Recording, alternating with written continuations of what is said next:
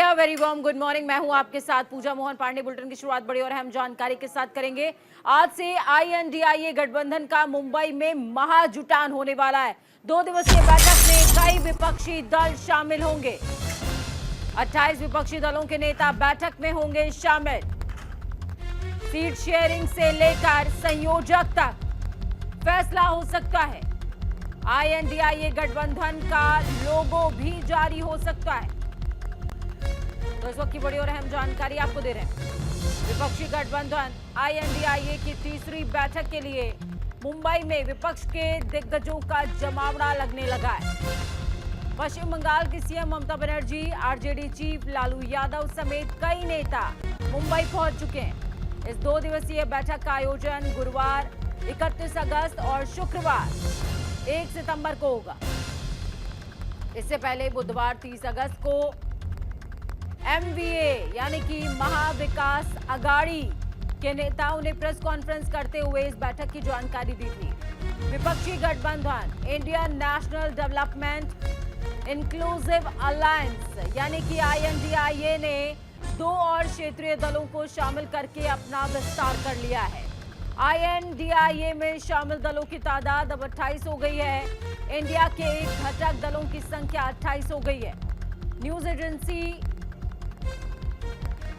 जो सहयोगी एजेंसीज हैं, उनके मुताबिक गठबंधन में महाराष्ट्र की वामपंथी party peasants and workers party of India और एक अन्य क्षेत्रीय पार्टी शामिल हुई है। तीसरी बैठक में 28 राजनीतिक दलों के 63 प्रतिनिधि शामिल होंगे। बैठक में इन मुद्दों पर चर्चा भी होने वाली है। कांग्रेस नेता पृथ्वीराज चव्हाण ने बताया है कि INDIA गठबंधन आगे बढ़ रहा है और इस बैठक में चुनाव लड़ने की रणनीति, सीट शेयरिंग का फॉर्मूला, लोगो और न्यूनतम साझा कार्यक्रम पर चर्चा की जानी है। अभी तक INDIA गठबंधन के संयोजक और समन्वय समिति के सदस्यों को लेकर के भी फैसला नहीं हुआ है। इस बैठक में इस पर भी चर्चा हो सकती है। यकीन है कि मुंबई की जो मीटिंग है वो एक ऐतिहासिक मीटिंग होगी। मुंबई का एक बहुत ही ऐतिहासिक वैल्यू है। इसी मुंबई शहर से 1942 में महात्मा गांधी जी ने क्विट इंडिया नारा दिया था। उस समय भी हम अन्याय के खिलाफ लड़ रहे थे, आज भी हम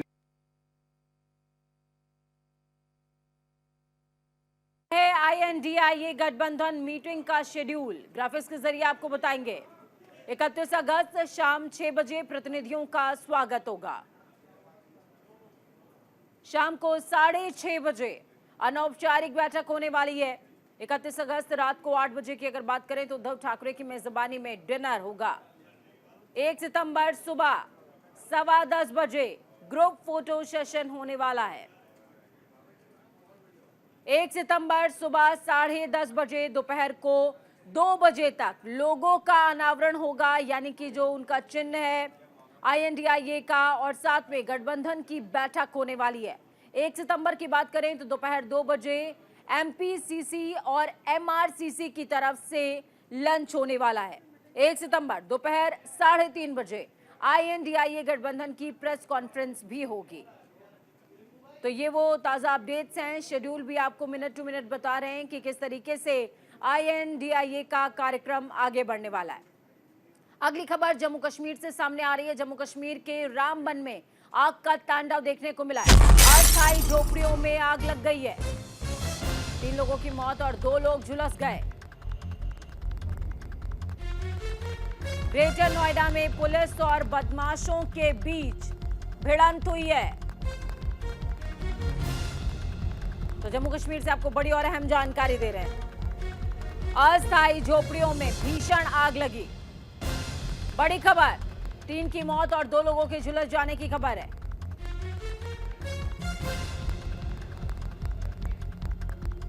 तो जम्मू कश्मीर के रामबन में आग का तांडव देखने को मिला है। अस्थायी झोपड़ियों में भीषण आग का तांडव, और इस अग्निकांड में 3 लोगों की मौत हो गई है।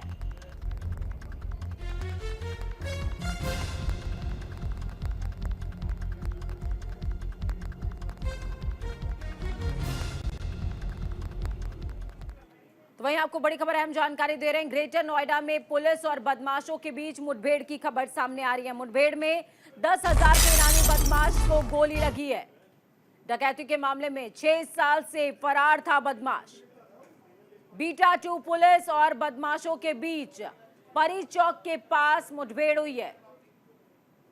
बदमाश के ऊपर करीबन 1 दर्जन से ज्यादा मुकदमे दर्ज हैं।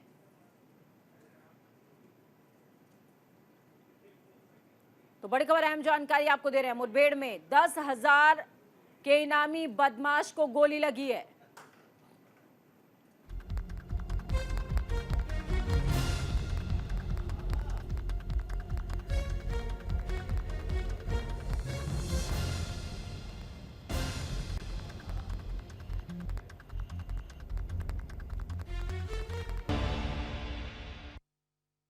तो ब्रेक के बाद एक बार फिर से आप सभी का स्वागत है। राजस्थान में इस साल के अंत में विधानसभा चुनाव होने हैं और कांग्रेस और बीजेपी में कांटे का मुकाबला, कांटे की टक्कर देखने को मिल रही है। कांग्रेस पर रिवाज बदलने की चुनौती है तो बीजेपी सत्ता में वापसी की कवायद में जुटी हुई है। लिहाजा बीजेपी ने अपने बड़े चेहरों को राजस्थान के रण में उतारने का ऐलान कर दिया है।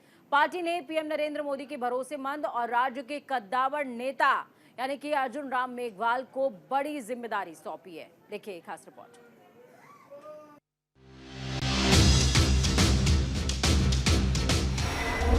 राजस्थान में 2023 का चुनावी रण। बीजेपी ने झोंकी अपनी पूरी ताकत। अर्जुन राम मेघवाल को बड़ी जिम्मेदारी। लॉ मिनिस्टर करेंगे राजस्थान का कल्याण।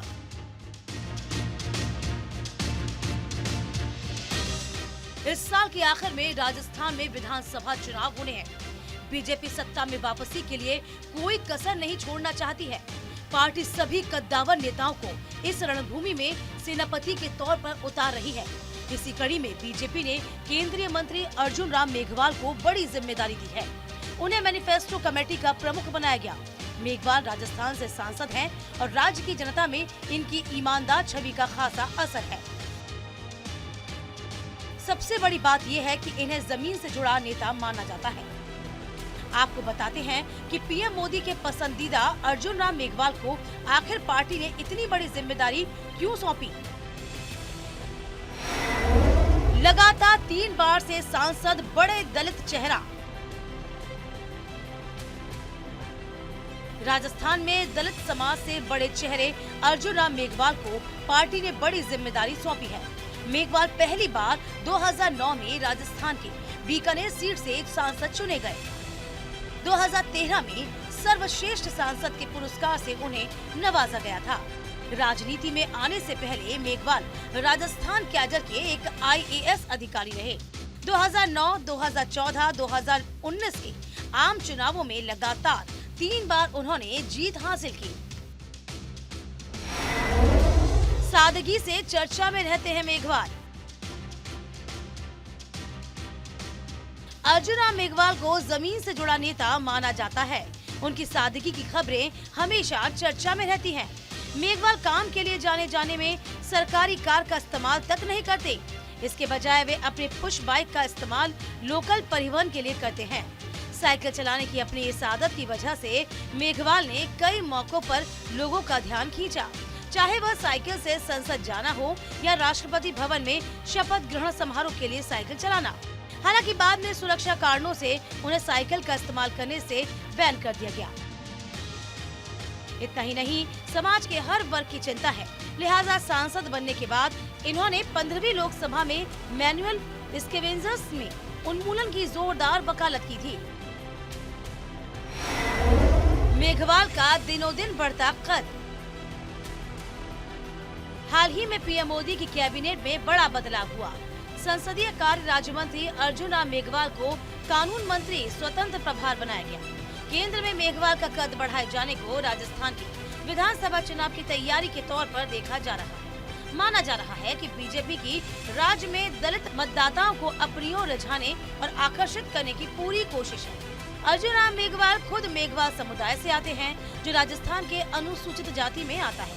जिसकी राज्य की कुल अनुसूचित जाति में आधे से भी अधिक की हिस्सेदारी मानी जाती है।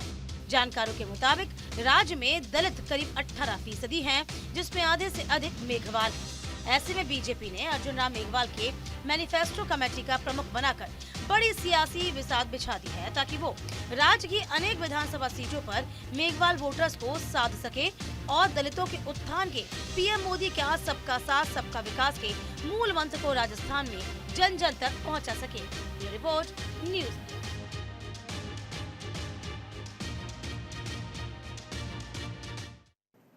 तो इस बीच आपको बड़ी खबर अहम जानकारी दे रहे हैं। बलरामपुर के दौरे पर सीएम योगी आदित्यनाथ। सीएम योगी ने देवी पाटन मंदिर में पूजा अर्चना करी है। मुख्यमंत्री योगी आदित्यनाथ ने देवी पाटन मंदिर में मां पाटेश्वरी की पूजा की है।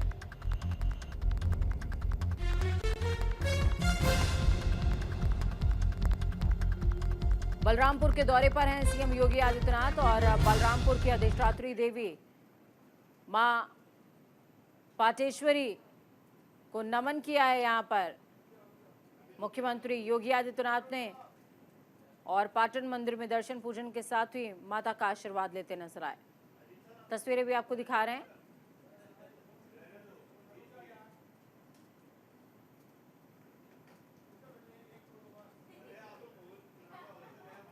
चूंकि लोकसभा चुनाव बेहद करीब हैं, ऐसे में बीजेपी अपनी जमीन को मजबूत करने की कवायद में लगातार जुटी हुई है और आज रक्षाबंधन का पावन पर्व भी है। तो इस मौके पर बलरामपुर के दौरे पर सीएम योगी आदित्यनाथ मां पाटेश्वरी के मंदिर में दर्शन पूजन करते नजर आए हैं। आगामी चुनावों को लेकर के बीजेपी की तैयारी तेज हो गई है। आज यूपी बीजेपी के जिलाध्यक्षों की सूची जारी हो सकती है। जिलाध्यक्षों को लेकर डिप्टी सीएम केशव प्रसाद मौर्य ने बैठक की थी। सरकार और पार्टी के बीच बेहतर तालमेल पर जोर दिया था। तो यूपी बीजेपी जिलाध्यक्षों की नियुक्ति को लेकर कवायद तेज हो गई है। आज जिलाध्यक्षों की सूची जारी हो सकती है। तो वहीं इस मुद्दे पर कुछ दिनों पहले उप मुख्यमंत्री केशव प्रसाद मौर्य के आवास पर एक महत्वपूर्ण बैठक हुई। इसमें बीजेपी प्रदेश अध्यक्ष भूपेंद्र चौधरी, प्रदेश महामंत्री संगठन धर्मपाल और उप मुख्यमंत्री ब्रजेश पाठक मौजूद रहे हैं। बैठक में लोकसभा चुनाव को देखते हुए सरकार और संगठन से जुड़े मसलों पर भी चर्चा हुई है। सूत्रों के मुताबिक बैठक में जिलाध्यक्षों के पद पर आंशिक फेरबदल करने को लेकर सहमति बनी है। सरकार और संगठन के बीच आपसी सामंजस्य और मजबूत करके पार्टी की ओर से चलाए जा रहे अभियानों पर भी चर्चा हुई है।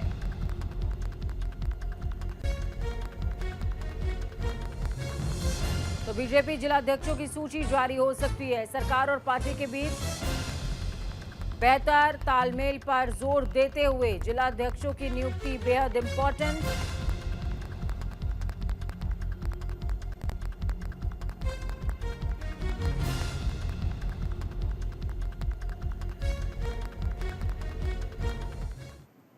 अगली खबर पटना से सामने आ रही है। पटना में गोली मारकर एक व्यक्ति की हत्या हो गई।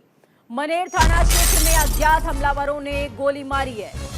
जांच पड़ताल में पुलिस जुटी हुई है। हमलावरों की तलाश भी जारी है।